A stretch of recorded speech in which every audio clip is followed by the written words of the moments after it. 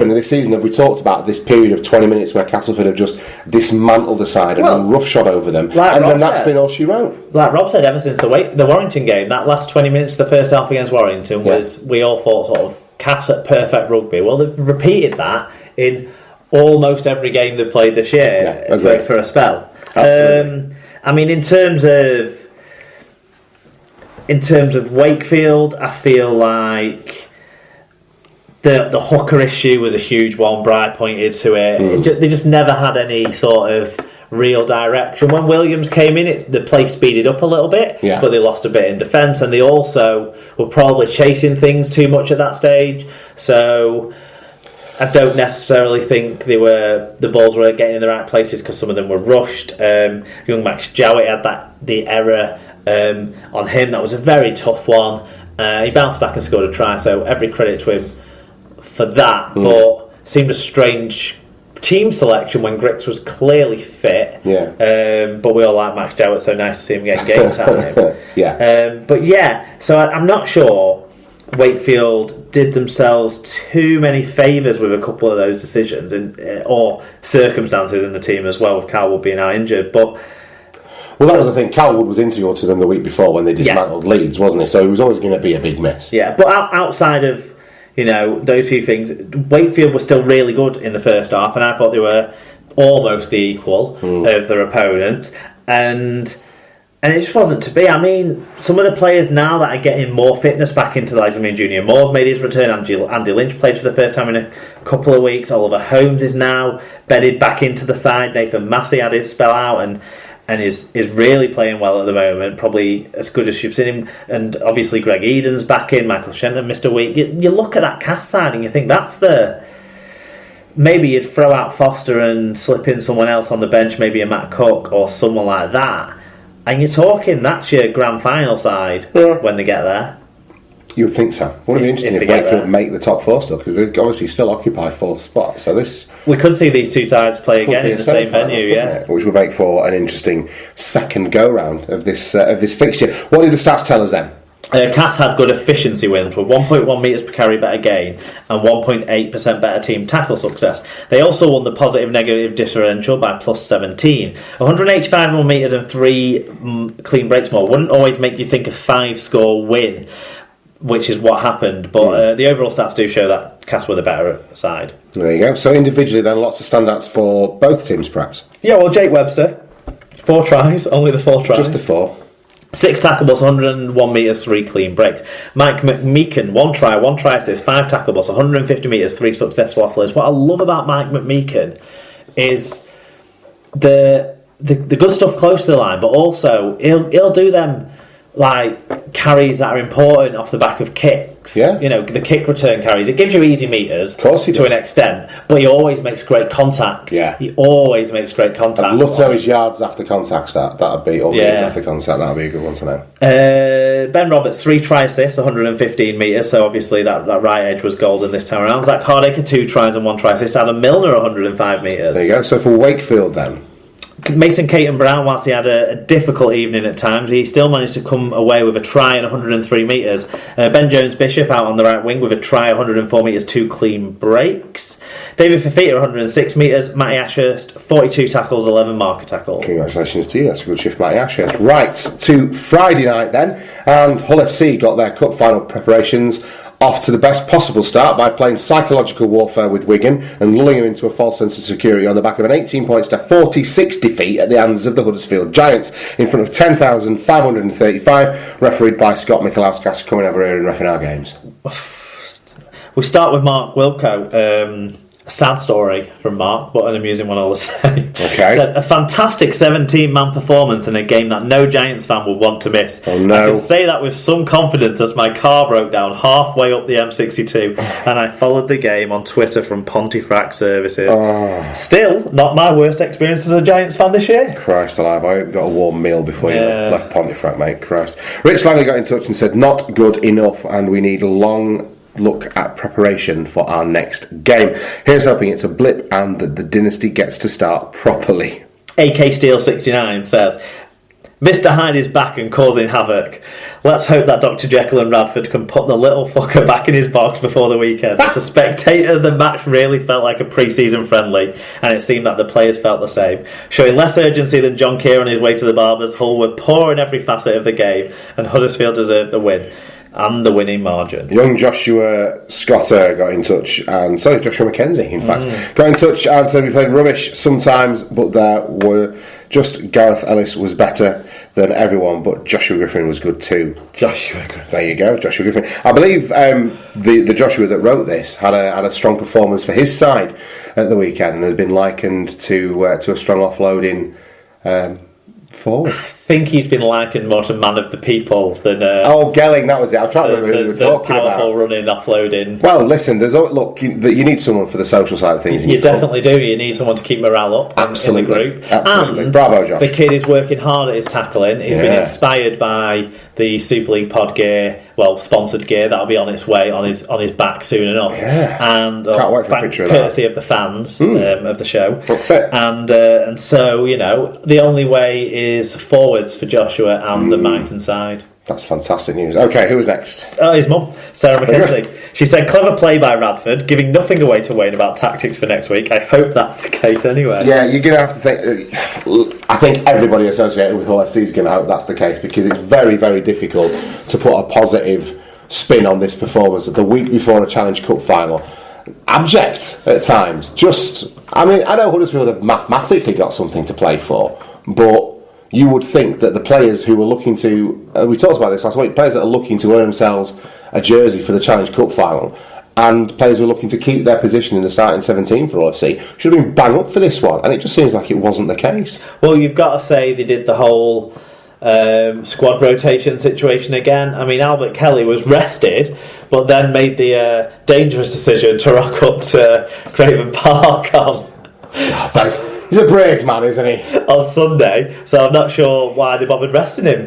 He's put himself in a side injuries way anyway. Jamie Shaw and Scott Taylor also missed out on the side, so obviously there must be a knock with Shaw because that's 2 games in a row. Yeah, that's 2 in a row, isn't it? With Taylor, I think it's more rotation and resting and stuff.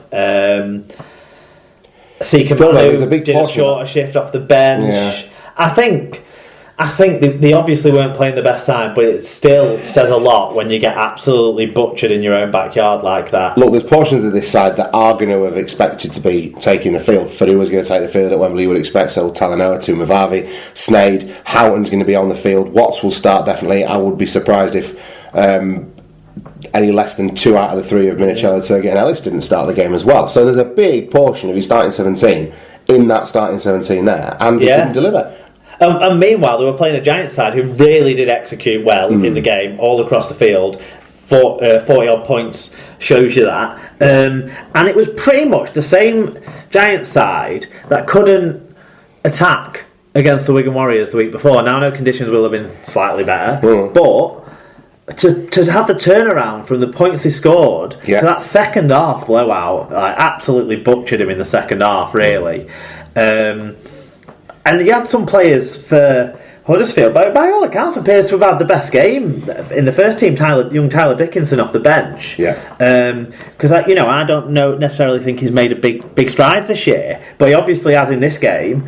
And then they were missing people. It was pretty much the same side that played Wigan, and they might have been missing people like Ridyard and Rapira and stuff like that. Well, there's no talk of that this week, and it's all turned around. So credit to this Huddersfield side, and they keep scoring some nice team tries as well. Yeah, no, they do, absolutely, and it is good to see. Again, they play that refreshing. They're starting to play a more refreshing brand of rugby league as well. They are quite exciting to watch at times, Huddersfield. So it's nice to see them doing well, and good on Rick Stone for turning that corner with them as well. There's some big lads throughout that team, though. If you look at that starting 17, bloody, what have you got? Waitman, Ikahihifo, Ty, and Clough. They're 4 of you. 5 or 6 in the pack with Hinchcliffe as well, and then the bench, Michael Lawrence coming off the bench. Good to see him back from injury as well, because he's always even popular. Wider. Always even popular. Wider. Do you remember when he used to have a number 2 on his back? Yeah, and not anymore. And then he still had that on his back when he started playing in the pack, really. But he's just big up top now. Wow. And it's not like Huddersfield were lacking size, is it? So not with Vicky, Efo and Ty being two of the biggest, strongest runners around as well. So it just adds another facet to them. So there's this brutal battering ram at Huddersfield that allows players to flourish behind it. So they've got a good balance there, I think. And yet they are missing some players. I mean, like Alex Miller got deployed in the centres in the absence of Leroy Cujo. So while Alex Miller can play in the centres, he's more nominally a second row as well, isn't he? So they were fixed up and chopping things about a little bit as well. And the best players for them aren't, it isn't Brough anymore, and it isn't necessarily McGilvery every game either. Rankin and Gaskell, two running ball players. Yeah. They can pass the ball around, they can kick the ball, they can get in the right positions, but they're really strong runners too, so they offer a lot of threat. Yeah. And when they're on form, they're really good players. I mean, they're not top class players. No. They're not rep grade players, but when they're in good form and they've got a good bunch of players working hard around them, it creates a lot of space for dangerous runners like that who can also pass and kick. There you go. And Rankin joined the 3-year deal club from the news roundup, didn't he? That was announced after we'd put the rundown together formally. So he's going to be there for the next 3 years, and that gives competition for places as well, because he can fill every position in the back seven, basically. He can indeed. There you go. So, stats-wise, what did that tell us? Was there anything to indicate that Hull were hard done to in this on the statistical side of things? Well, each side made 7 breaks, so the same amount of breaks, but Huddersfield were better at taking their chances, quite obviously. 8 tries to 3, whilst Hull were much more prone to blowing their chances, 16 errors to 8.